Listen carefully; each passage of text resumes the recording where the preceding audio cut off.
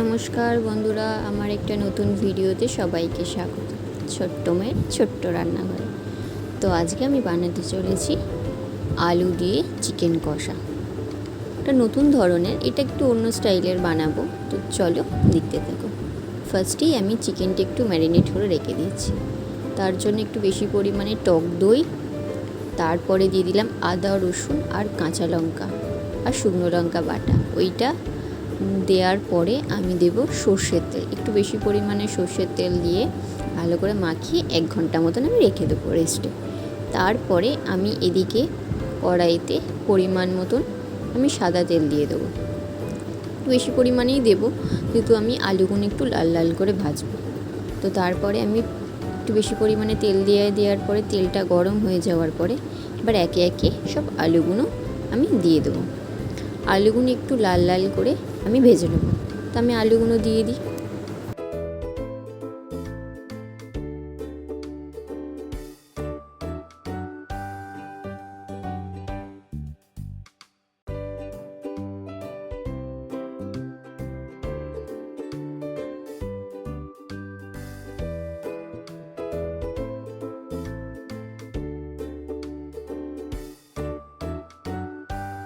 একটু নেড়ে চেড়ে নেওয়ার পরে এরপরে আমি পরিমাণ মতন নুন দিয়ে নেব আলুগুলো একটু গলার জন্য।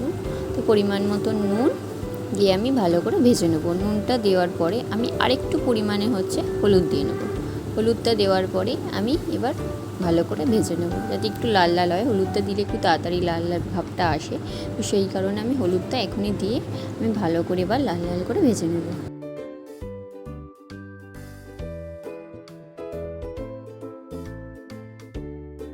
তো আলুগুলো আমার ভাজা হয়ে গেছে, এবার আমি একে একে সব আলুগুলো তুলে নেব।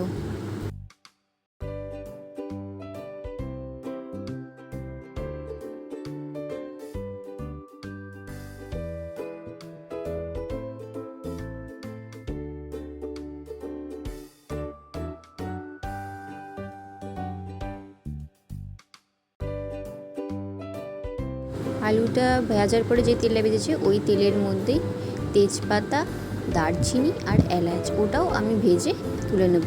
আমি ওটাকে পরে দেব, এখন পুরো ওর মধ্যে আমি সব করব না। তো ওটা আমি এখন ভেজে তুলে রাখবো।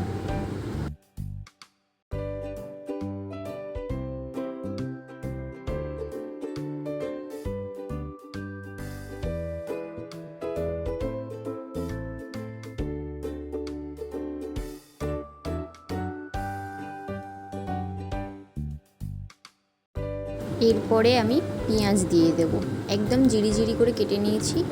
এবার আমি সব পেঁয়াজগুলো দিয়ে ভালো করে পেঁয়াজটাও আমি লাল লাল করে ভেজে নেব।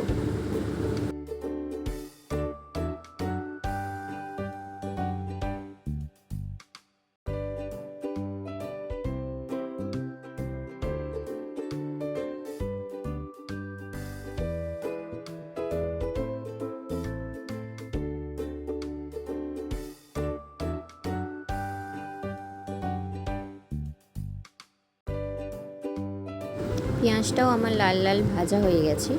এরপরে যে আমি চিকেনটা ম্যারিনেট করে রেখে দিয়েছিলাম ওই চিকেনটা আমি এবার দিয়ে দেবো ওর মধ্যে।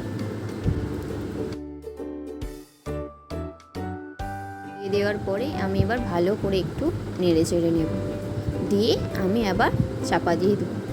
ভালো করে নেড়ে চেড়ে চাপা দেবে পুরো, যাতে মশলাটার সাথে একদম পুরো মাখানো হয়। মেখে আমি চাপা দিয়ে দিয়েছিলাম। চাপা দেওয়ার পরে আমি আবার খুলে এবার শুধু ভালো করে মাংসটা একটু ভাজা ভাজা হবে।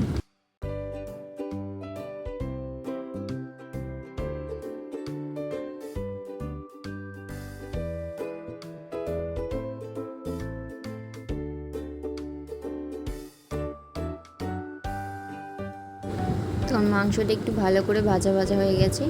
এখনও আমি আরেকটু ভাজা ভাজা হোক, আমি আরেকটু কষবো মাংসটা দেওয়ার পরে।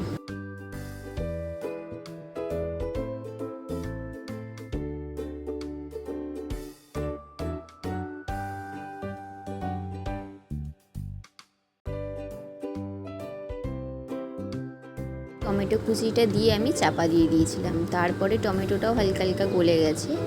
এরপরে যে মশলাগুলো আমি দেব, আমি এবার সব মশলা একে একে দেবো। একটু ভালো করে দেখতেই পাচ্ছ পুরো তেল ছেড়ে গেছে চিকেনটা থেকে। এরপরে আমি পরিমাণ মতন এবার সব মশলা একে একে দেবো। প্রথমেই আমি দেবো হচ্ছে জিরে গুঁড়ো। জিরে গুঁড়ো একটু পরিমাণ মতন দেবো। তারপরে দেবো হচ্ছে ধনে গুঁড়ো, পরিমাণ মতন ধনে গুঁড়ো দেবো। ধনে গুঁড়োটা দেওয়ার পরে আমি তারপরে দেবো হচ্ছে হলুদ গুঁড়ো, পরিমাণ মতন হলুদ গুঁড়ো দিয়ে দেবো। তারপরে দেবো আমি কাশ্মীরি মির্চ, যেটা হয় কালার, ঝাল যেটা হয় না সেইটাতে, জাস্ট কালার হওয়ার জন্য। যেহেতু শুকনো লঙ্কা আর কাঁচা লঙ্কা বেটে দেওয়া আছে, তো সেই কারণে কালার হওয়ার মতন আমি কাশ্মীরি মির্চটা দিয়ে দেবো। দিয়ে আমি এবার পুরো চিকেনটা কষতে থাকবো।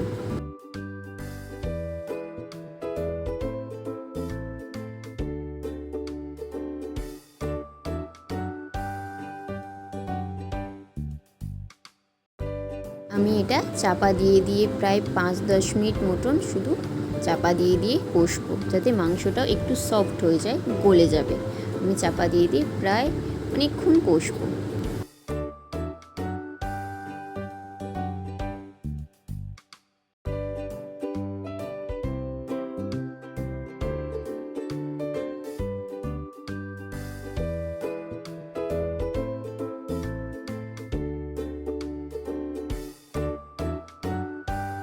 দেখতেই পাচ্ছ পুরো মাংস থেকে তেল ছেড়ে গেছে। এরপরে আলুটা যে ভেজে রেখেছিলাম আর গরম মশলাটাও যে ভেজে তুলে রেখে দিয়েছিলাম, এবার আমি সবটা দিয়ে দিলাম। আলুটাও দিয়ে দিলাম আর গরম মশলাটাও আমি ওর সাথে দিয়ে দিলাম। ওর সাথে দেওয়ার পরে এইবার আমি ভালো করে কষবো, যাতে আলুর মধ্যেও একটু মশলাটা ঢুকে। তো সেই কারণে আমি এবার ভালো করে চাপা দিয়ে দিয়ে আরও 5-10 মিনিট আমি কষতে থাকবো। চাপা দিয়ে দিয়ে কষলে তাহলে আলুটাও নরম হবে, চিকেনটাও নরম হবে। গ্যাসের ফ্লেমটা আস্তে করে করে চাপা দিয়ে দিয়ে এটাকে আমি ভালো করে কষতে হবে।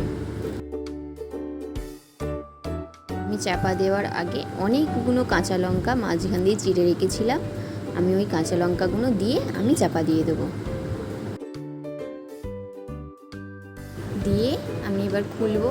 খোলার পরে ঢাকাটা, তারপরে আমি এবার সবটা নাড়বো। কারণ আমি কাঁচা লঙ্কাটা শেষে দিলাম যাতে একটু গোটা গোটা থাকে, যেহেতু আরও ঝাল হয়ে যাবে। যদি আমি আগে দিতাম না তাহলে কাঁচা লঙ্কাগুলো গলে যেত, ওই জন্য আরও ঝাল হয়ে যেত। তো সেই কারণে আমি কাঁচা লঙ্কাটা এখন দিলাম। দিয়ে আমি আবার একটু কষে কষে আমি চাপা দেবো, অল্প অল্প করে কষবো আর চাপা দিয়ে দেবো। দিয়ে তারপরে এইবার আমি জল পরিমাণ মতন, যাতে চিকেনটাও গলবে আলুটাও গলবে সেই রকম পরিমাণে আমি জল দিয়ে দেবো। জলটা দিয়ে আমি এবার ভালো করে কষে একটু নেড়ে ছেড়ে তারপর আমি চাপা দিয়ে দেবো।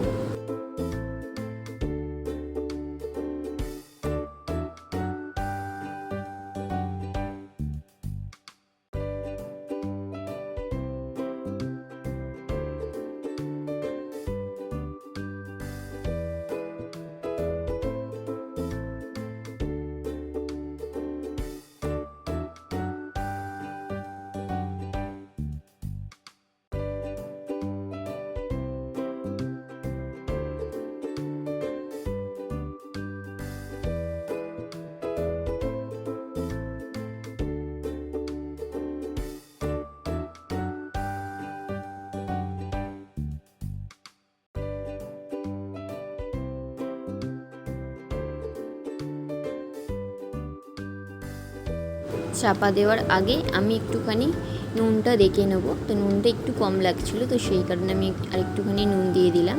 নুনটা দিয়ে আমি আরেকটু ভালো করে নেড়ে চেড়ে আমি আবার কিছুক্ষণের জন্য চাপা দিয়ে দেবো, যাতে আরেকটু নুনটার কাঁচা ফ্লেভারটা না থাকে। সেই কারণে আমি আবার একটু চাপা দিয়ে আরেকটু কষে নেব।